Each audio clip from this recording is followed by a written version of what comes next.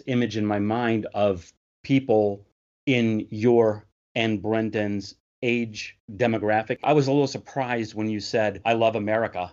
I mean, because there's so many people I perceive, right or wrong, and I could be wrong. And if I'm wrong, I'd love to be corrected, because this isn't something I like thinking.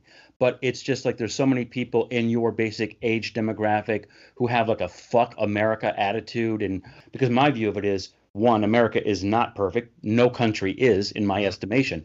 But I just think that, exactly as you said, Bill, the freedoms we have here are, I think, compared to some places, extraordinary.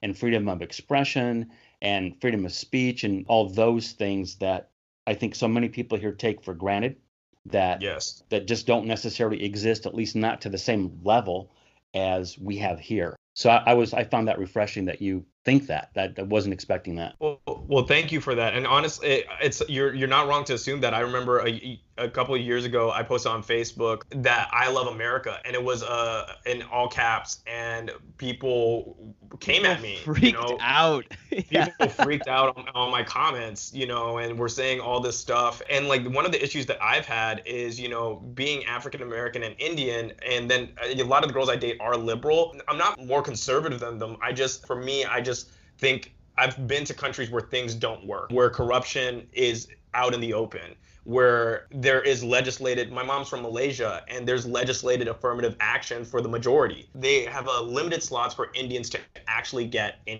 anything. They're like, there cannot be more than 8% Indians for a certain title, and there must be 80% Malay. I think a lot of times we are kind of borrowing narratives from my grandfather's generation or my dad's generation and trying to apply them to the modern day. And I think that's creating a real schism in the political sphere, because I don't think people are actually talking about reality anymore. Whenever people say there's been no progress made on social liberties or civil rights since Jim Crow, that is just patently false. But that's something that is being basically promulgated through liberal circles, and people are saying these things and they're not really giving credit, number one, the work that's been made, and so that we can actually work on the problems that are actually afflicting us, instead of kind of coming up with ghost problems. Like this entire conversation was worth it just to hear what you like. That was really, really awesome what you just said. It really was. Like, and it's hilarious because, again, not knowing you at all, I did not expect that I would come to the conclusion I just reached, which is you're more conservative than Brendan is. No, you are.